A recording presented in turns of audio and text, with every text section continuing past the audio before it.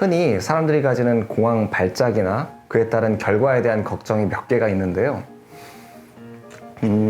우선 내가 심장질환이나 어떤 발작 장애가 있는 것은 아닌지에 대한 걱정이 있어요. 그래서 심전도나 기타 검사들을 다 시행하고 아무 이상이 없다고 얘기를 들으면 한동안은 편하다가도 이유 없이 나타나는 증상들에 대해서 또다시 불안해지기도 하죠.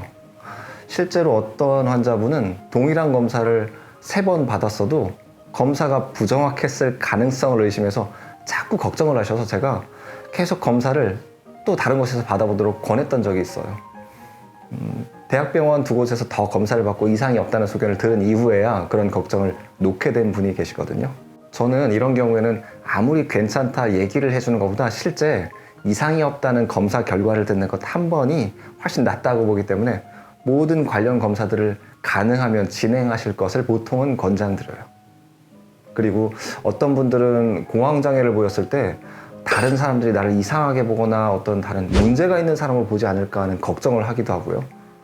사회공포증과 감별을 해야 될 문제기는 한데 타인의 시선으로 보이는 자신의 부족한 모습에 더 불안을 느끼는 경우도 많습니다. 또는 내가 이러다가 미치거나 나 스스로를 통제하지 못할 것 같다는 정신적인 기능에 대한 걱정까지 들게 되면 이때도 환자가 상당히 불안해합니다.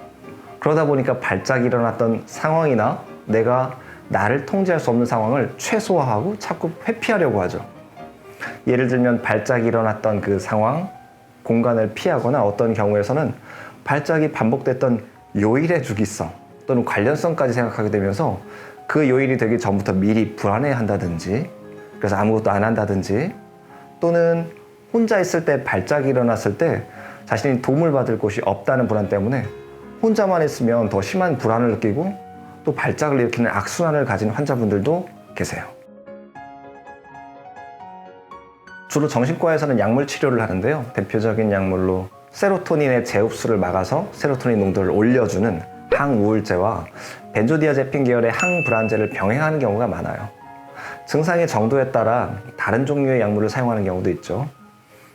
정신과 약물은 극심한 불안을 해소하는 데에는 빠르지만 약물에 의존하게 되는 상황 때문에 혹은 공황장애는 제어되고 있지만 정신과 약물을 복용하면서 신체적인 불편함이 남아있는 경우 이런 경우에 병행 치료를 위해서 한의원을 내원하시는 경우가 많아요. 한의학에서는 신체 증상과 정신 심리적인 부분을 함께 살피는 것이 가장 큰 특징이자 장점이라고 말씀드릴 수 있는데요.